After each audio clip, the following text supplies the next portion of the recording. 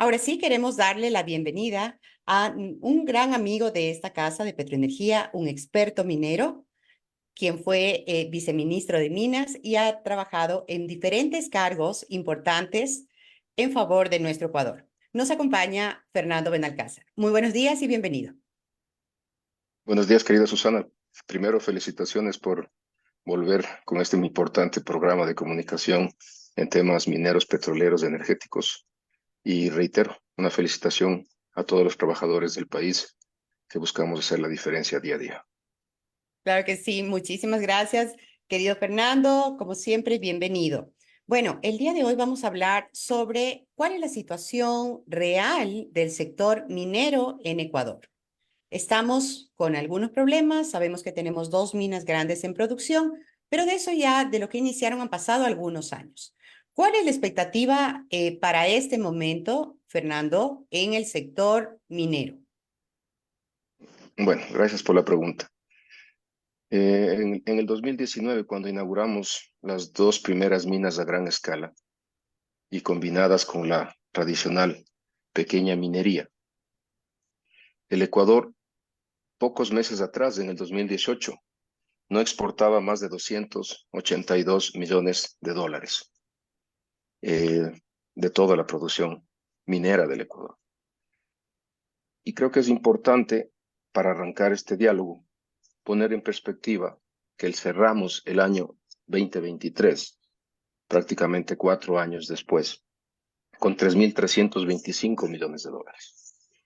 Se puede ver prácticamente una relación de 1 a 12, lo que era antes de la minería a gran escala, con estas dos minas, versus lo que era en su momento. La intención de esa introducción breve comparativa es demostrar que si se hacen las cosas de una manera responsable, técnica,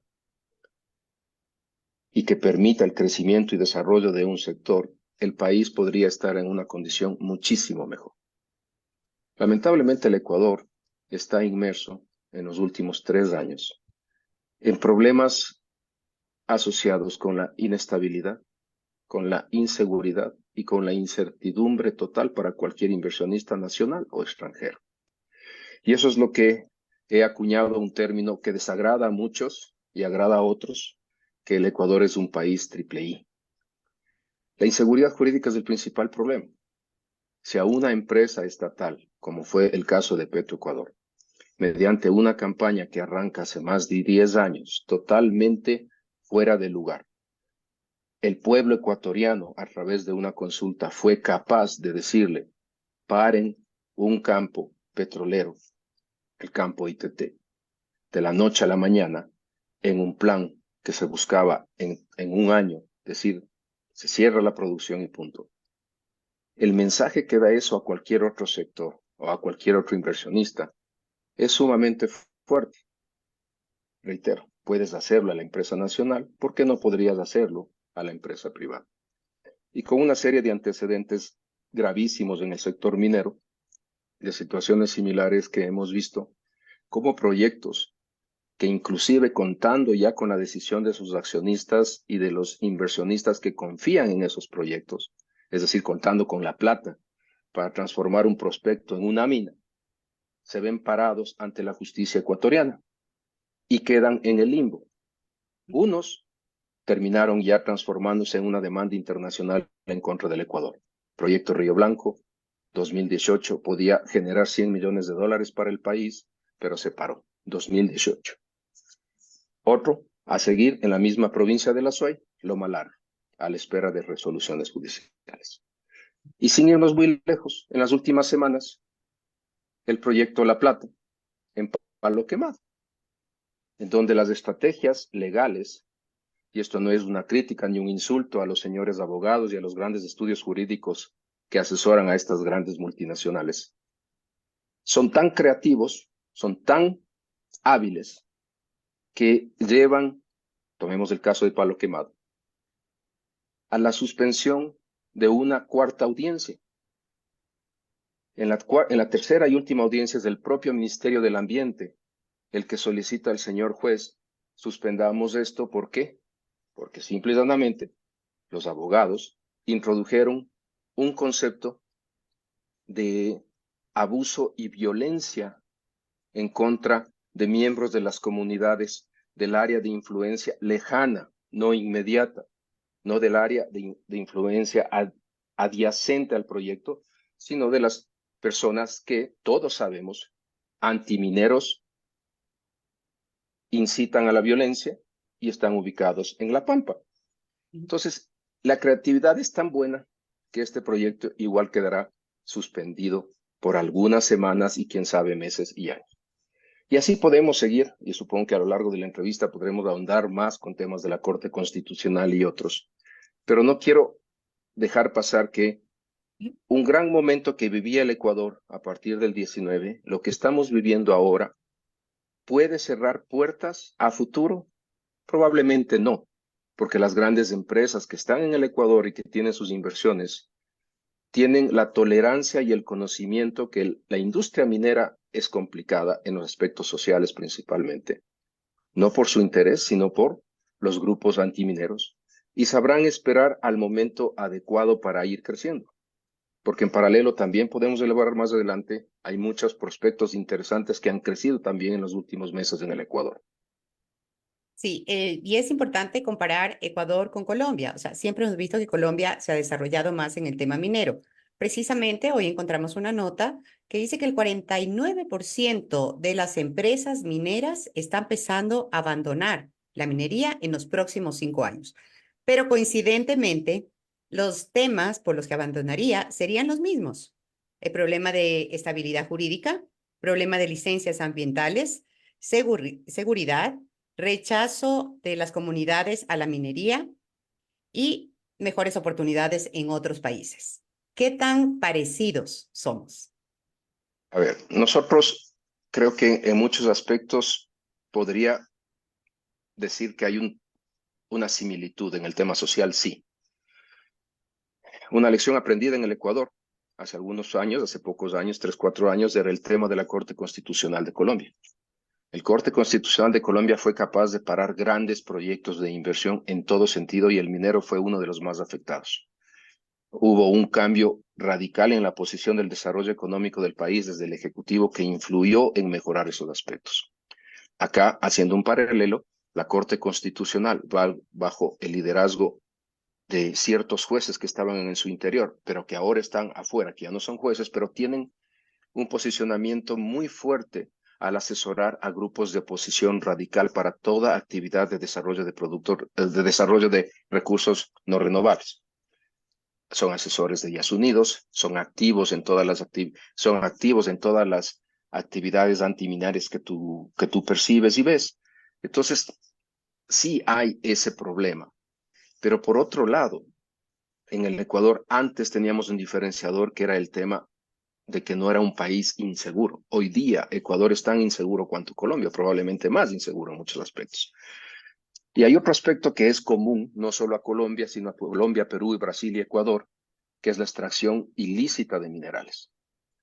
Colombia, en la parte amazónica, en la parte de Leticia, en la parte cercana a Brasil, Ecuador, en la parte sur, junto a Perú, tienen brotes ya no eventuales, permanentes de esta actividad ilícita, en donde grupos fuertes tienen una incidencia y tienen el capital para mover grandes equipos, maquinarias y mover recurso humano, personas, a las cuales le ofrecen un trabajo estable, conscientes que están fuera de la ley, que conscientes que si les cogen se van a la cárcel, pero cuando una persona tiene que decidir entre comer y llevar ingresos a su casa o no tener nada, que es el caso muy serio de estos países, en las zonas donde hay menos oportunidades de trabajo, ha permitido que estos grupos crezcan y sean absolutamente fuertes.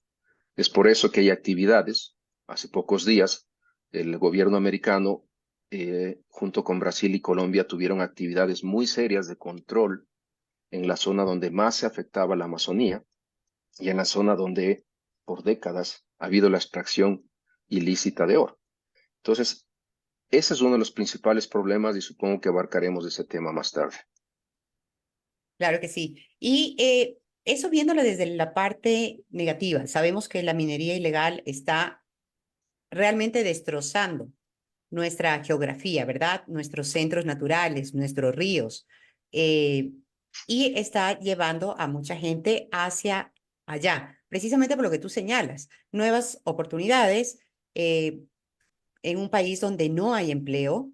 Entonces, la gente lo ve como un medio de sustento porque tiene que mantener a su familia. Eso no quiere decir que lo esté excusando, pero sí es la realidad social.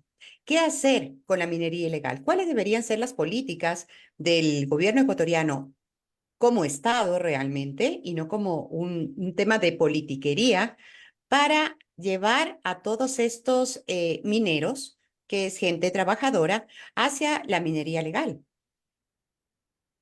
El Estado cuenta con la política pública minera y uno de los ejes transversales, uno de los puntos más importantes, es el control, combate a la actividad ilícita, la minería ilegal. Dentro de los aspectos más importantes está la decisión del Estado de hacerlo y brindar los recursos y brindar todo lo que se requiere a nivel local y hasta con ayuda regional para ser exitosos. El Ecuador cuenta desde el año 2011 con una comisión especial para control de la minería ilegal, que fue creada por el presidente Correa de manera temporal. En un año exacto, el presidente decide hacerla permanente porque creo que descubre el gran problema que tenía el país. Y la segunda vez que se habla desde la presidencia mediante decretos ejecutivos es en el 16, es en el 17, cuando Moreno, al reestructurar el Ejecutivo, crea ministerios, elimina otros ministerios, crea secretarías, elimina otras secretarías, y solo ahí se reestructura con, con los nombres adecuados y cae que la responsabilidad de esta comisión especial, SECMI que se llama, está en manos del Ministerio del Interior. En el gobierno de Lazo y en este gobierno no se ha hablado de nada de la SECMI, excepto cuando leemos en la prensa que esa comisión ha hecho alguna actividad de control. Esta comisión está comprobado que ha sido ineficaz. Está comprobado aquel viejo dicho que cuando hay 3, 4 cocineros en una cocina se te daña la comida, se te quema todo.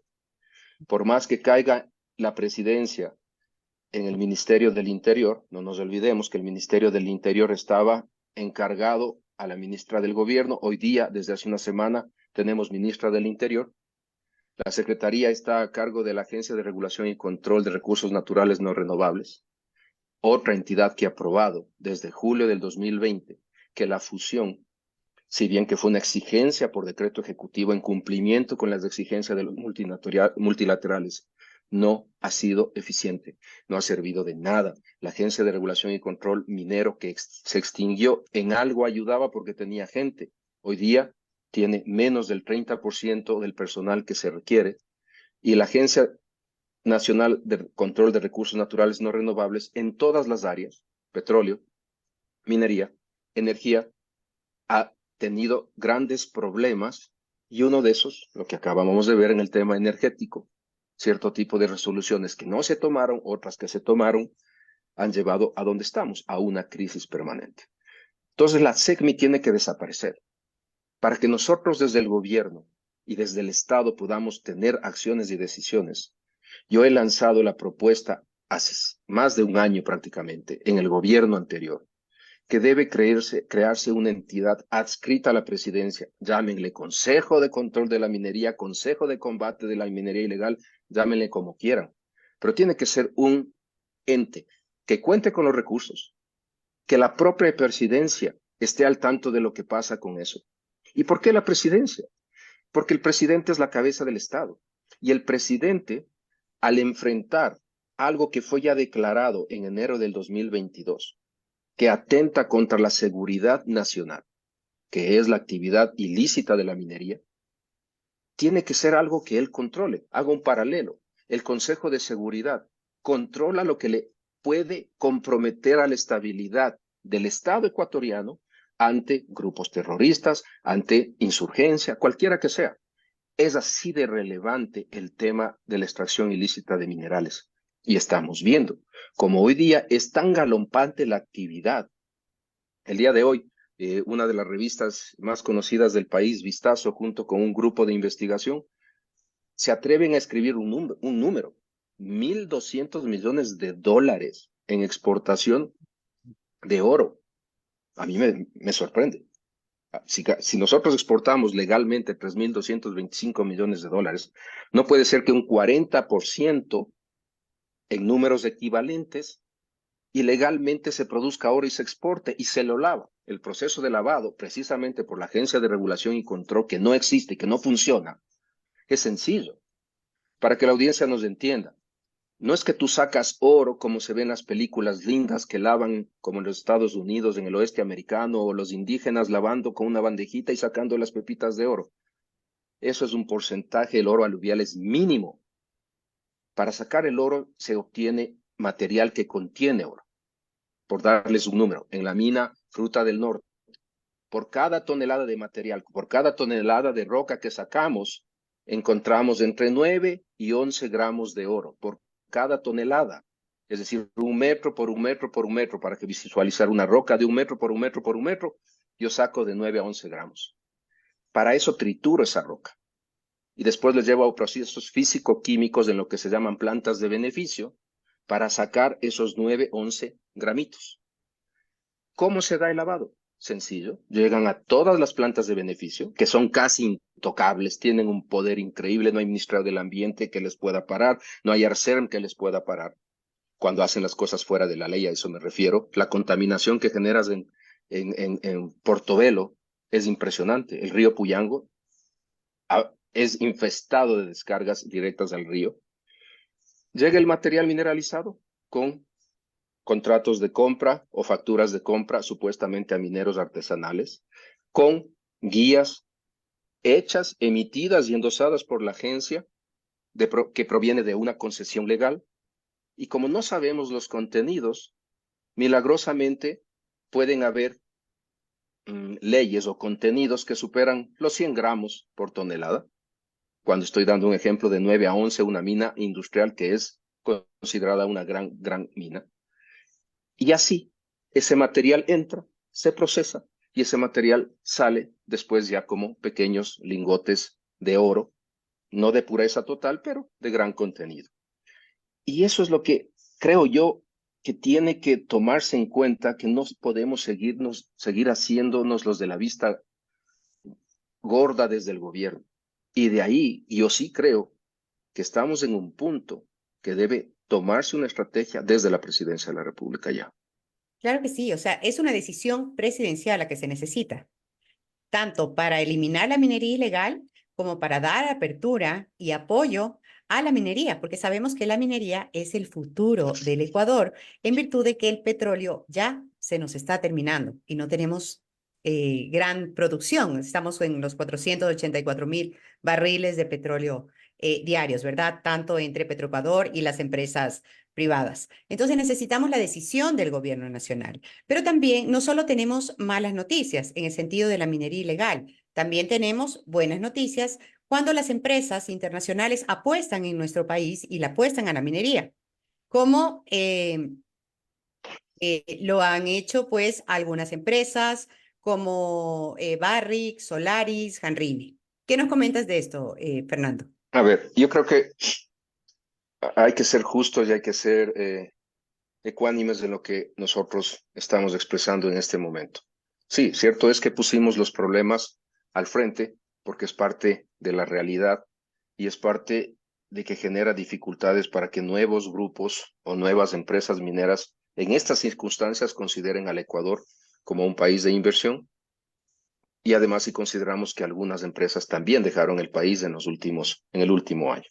Así es. La empresa nacional minera comenzó con una estrategia de, primero, ser sostenible económicamente. Y segundo, legalmente tiene ciertos derechos por ser el Estado ecuatoriano. La empresa nacional minera es el organismo, como su nombre lo dice, que representa los intereses del Estado en el sector minero y tiene ciertos beneficios como lo que se llama el orden de prioridad en ciertas concesiones.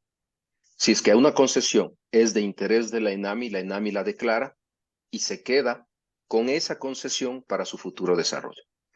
Como Ecuador es un país pobre y la ENAMI es insolvente, siempre estratégicamente ha buscado socios que tengan capitales capaces de invertir en proyectos en los que arrancan con la exploración y la potencial identificación de recursos para que se conviertan en minas.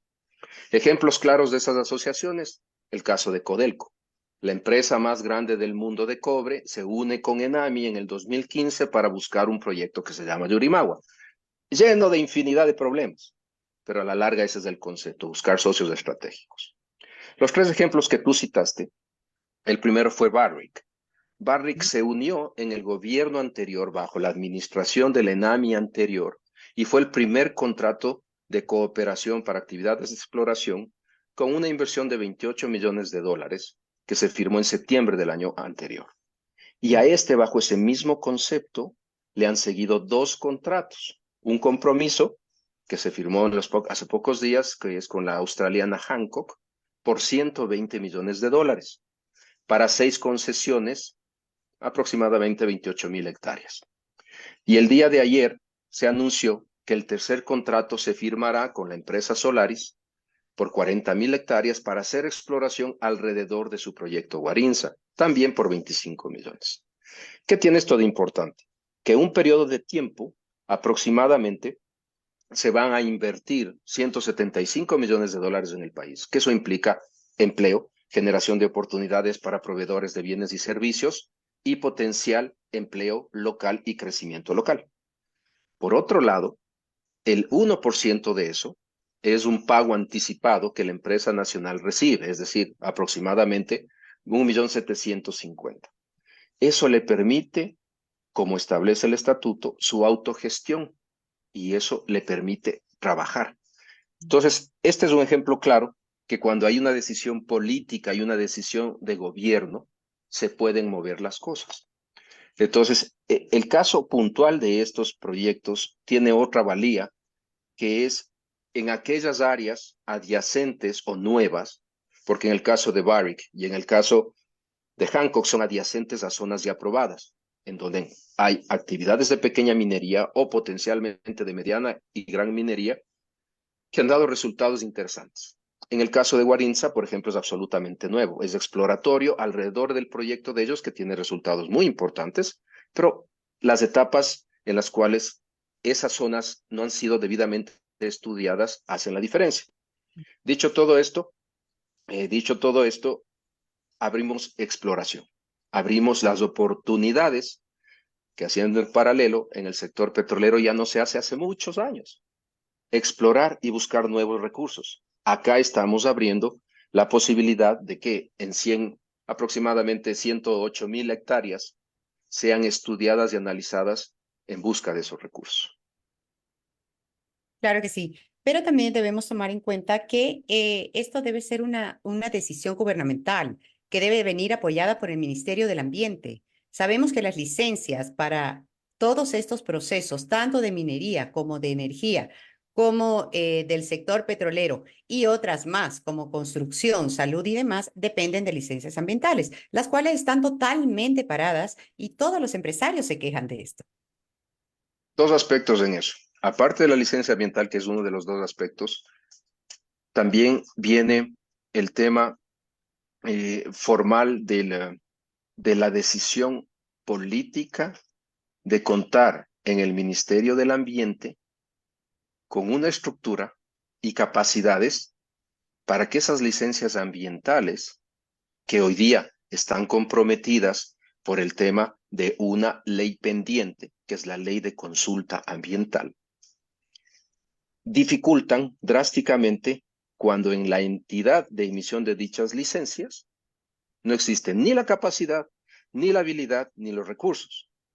Recursos hay lo que quiera para invertir en temas ambientales, mas no, y estos recursos vienen de organismos internacionales de altísimo nivel u organizaciones no gubernamentales de altísimo nivel, que inyectan dinero, pero mientras proyectos como Galápagos, por ejemplo, como el Parque Nacional Galápagos recibe muchísimo dinero, aspectos para desarrollo y crecimiento del talento humano que le haga más eficiente o eficaz a la entidad no crece. En esto de las licencias ambientales te doy dos ejemplos clarísimos en el sector minero. Existe un proyecto de una planta de beneficio, una iniciativa canadiense, que ya recibió su licencia ambiental después de todo lo que pasamos por el drama del decreto ejecutivo 754 y la decisión de la Corte Constitucional.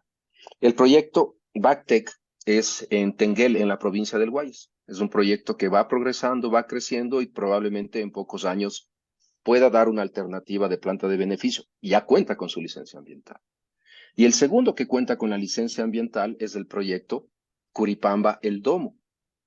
Este proyecto es muy interesante porque se convertiría, todo indica, que construcción de la mina arrancaría en este año y sería el tercer contrato de explotación minera, un contrato de mediana minería, pero que va a tener un impacto muy fuerte a partir del 26-27 cuando entre en producción.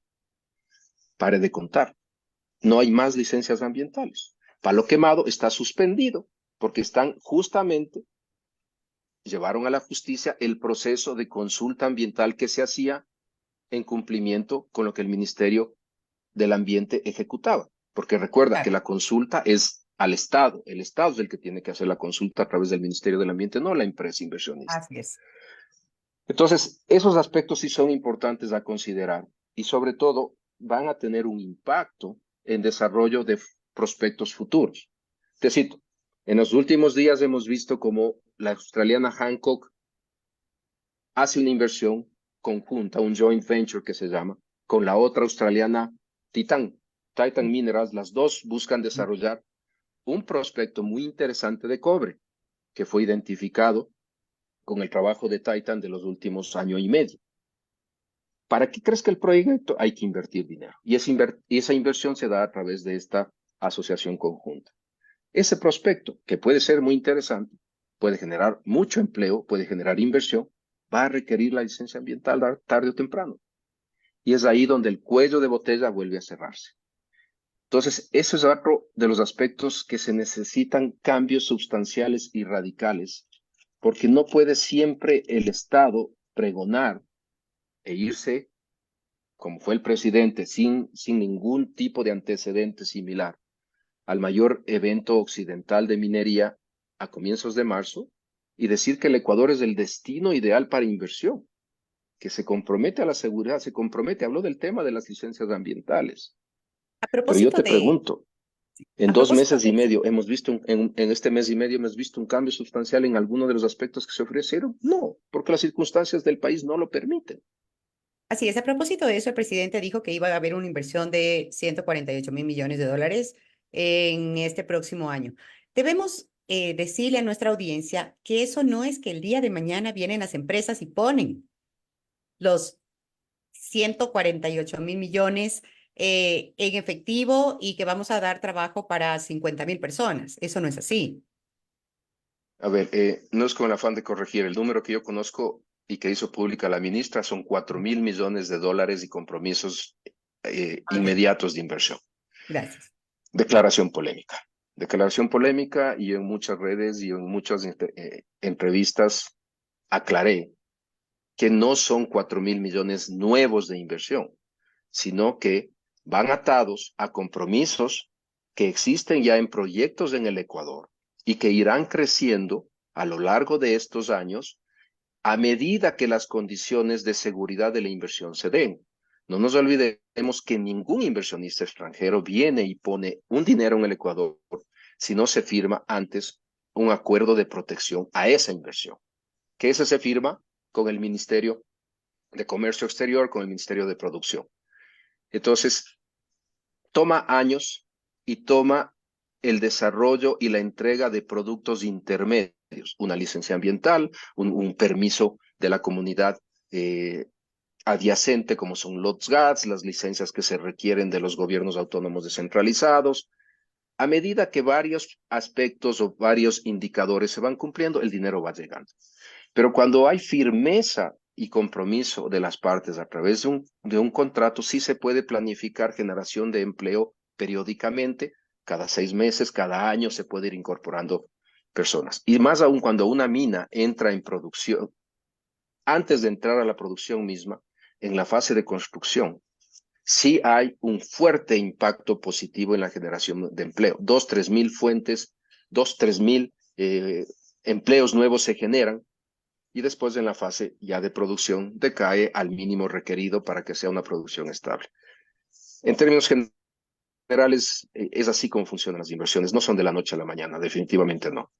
Claro que sí, sí. Y quiero agradecer tu nota que me hiciste y rectificar. Sí, son 4.800 millones de dólares que dijeron en el PIDAC, que señalaron las Correcto. autoridades en el PIDAC. Y quisiera leer también una nota que tenemos, un comentario que tenemos de Crosswill, ¿verdad? Quien está interactuando con nosotros a través de nuestro Facebook.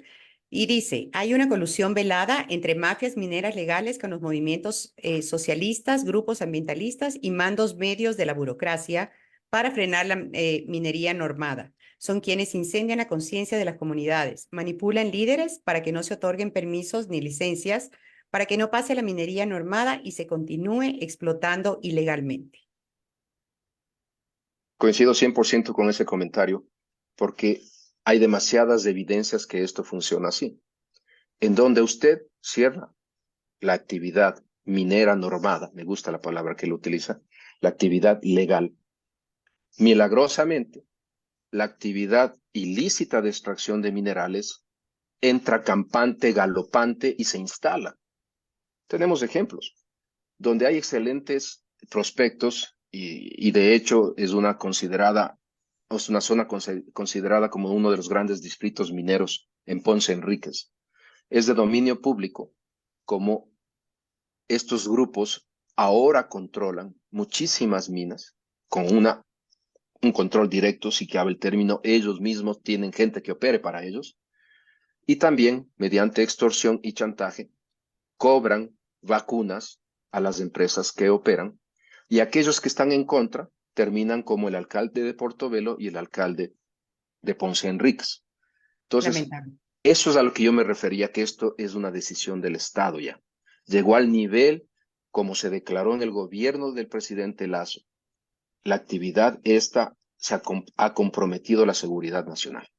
Y es ahora, también creo que esperamos demasiado, de un joven presidente que ha tomado acciones inéditas que nadie se hubiese imaginado, buscar el control de los grupos estos organizados y el terrorismo y declararle una guerra. Creo que tiene suficiente con eso en las manos. También se le fue, por las circunstancias de la vida y meteorológicas, volvemos a los apaganos, es otro pepino que tiene en sus manos, otro gran problema que tiene en sus manos.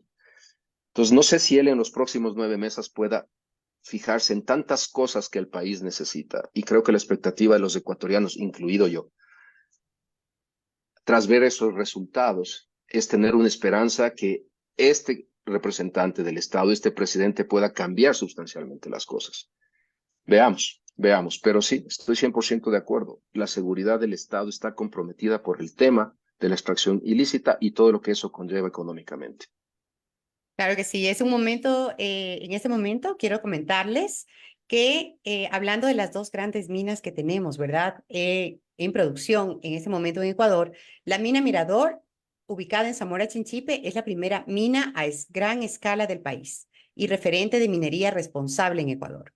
Su accionar está basado en el cumplimiento de la implementación de tecnologías de punta, la responsabilidad ambiental y el compromiso social con las comunidades en la zona de influencia minera. A través de un trabajo articulado con el Estado y los gobiernos locales, ha logrado la ejecución de proyectos de desarrollo social que principalmente han beneficiado a familias en la parroquia Tundaime y el cantón Pangui. Asimismo, la aplicación de tecnologías modernas en industria y procesos mineros amigables con el ambiente afianzan su objetivo de ser un referente de minería responsable en Ecuador. Así que Mirador, una mina de clase mundial al servicio del país. La tenemos como referente a nivel mundial, definitivamente. Mi querido Fernando, estamos ya concluyendo esta entrevista. Nos quedan muchos temas por conversarlos, que espero podamos tenerte nuevamente con nosotros aquí en nuestro programa Petroenergía, en tu programa, pero quisiéramos un comentario final. Gracias, gracias. Sí, estamos siempre a las órdenes y mientras podamos educar y concienciar sobre estos aspectos, siempre puedes contar conmigo. Existen prospectos interesantes en el país. a corto plazo, a mediano plazo, hacia finales de esta década, que pueden hacer una gran diferencia también, como el proyecto Cascabel. Otros a corto plazo, como la empresa que tú haces referencia, Mirador Norte, son proyectos que en el gobierno anterior ya llegaron a firmar acuerdos de las partes con miras a estructurar formalmente contratos de explotación minera en un caso, en el caso de Cascabel, y acuerdos o adendas a los contratos existentes. Cangrejos, Cóndor son prospectos de lo más interesantes. Y para cerrar mi intervención, hoy día, hace 2 días, el 27 de abril, se designó un nuevo viceministro de Minas. Si no me engaño, es el 24º viceministro de Minas en lo que va de los últimos 42 meses. 24º viceministro de Minas en lo que va de los últimos 42 meses. Una persona abogado que viene con experiencia en el sector público, no conoce del sector minero, y a quien sugiero y pido que sus subsecretarios y directores sí sean técnicos, sí sean ingenieros que conocen el sector de minas, para que le puedan ayudar a tener éxito y no cometer los mismos errores de colocar más abogados y más abogados en actividades de subsecretarías o directorías para que ellos también comiencen a aprender. El país no puede darse ese lujo. Tenemos temas pendientes importantísimos como la reapertura del catastro minero, que viene con contrato firmado desde octubre del 2023 con la empresa canadiense que desarrollaría la plataforma computacional.